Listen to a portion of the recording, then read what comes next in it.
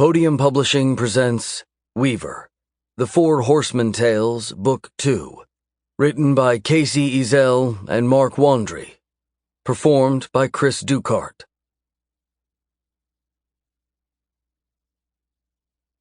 Prologue. The dark catacombs went on for kilometers under the surface.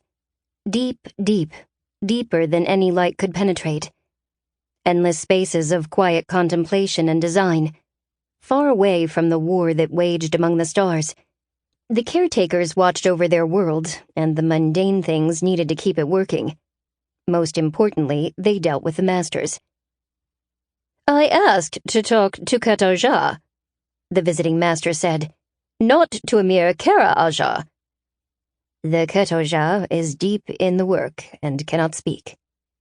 She looked at the master and bowed slightly. "Not even to you.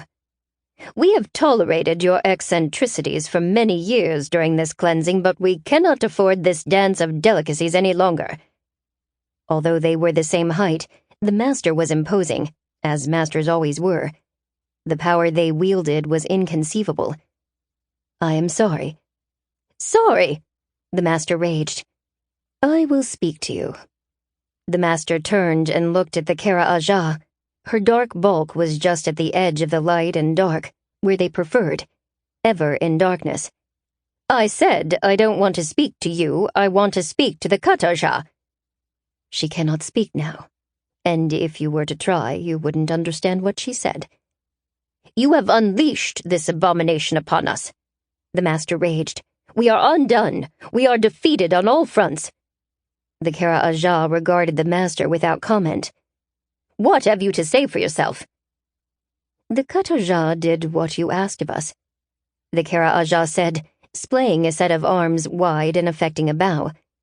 "And now I am telling you to stop them. This is not what we wanted." As the Azah says, consequences often do not match intentions. "We should destroy you for this." Fate often doesn't match consequences either.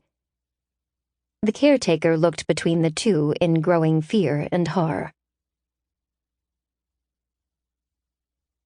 Part 1. Learning. Chapter 1.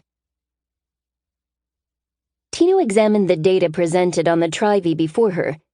She didn't use her eyes, they no longer functioned. She used a pair of image-scanning goggles, linked directly to her brain via pinplants. As steward of Brood 37F2, she had a massive responsibility. Unfortunately, it was one she hadn't wanted. It would have been better to retire, but there was work to be done. "Here's the additional data you wanted," an assistant said, handing Tino a data chip. She grunted her acknowledgement and inserted the chip into the computer. Instantly, the Trivi was updated. She'd been waiting for this, the results of the late edition breeding. She made a face. More than half were small. Unusually small. "These are yours, are they not?" she asked toward the ceiling. A tiny Tortantula, less than a half-meter across, slowly lowered from above on a gossamer strand and looked at the data. "They are mine, yes," he said. She looked from him to the data and shook her head. The males seem fine. More than 90% of them escaped into the male brooding alcoves. But the females, she pointed a clawed digit at the data, are 5% below mean average, and over a quarter of them are 6 deviations from the norm. His 6 eyes, all situated forward, examined the data. "It is a bit substandard, but male breeding cycles often result in poor female results." "I should flush all the females," Tino said. The male didn't react. It was only 30 or so, she decided. Maybe a couple would be worth the effort. She'd let it go and see what happened. The survivors would be moved into a standard training dome. With no further comment, the male climbed back and disappeared. Chapter 2. It was warm and squishy. She didn't like it. "Can't I have a different one?" she whined. Her mother smacked her to the other side of the alcove with Sample complete.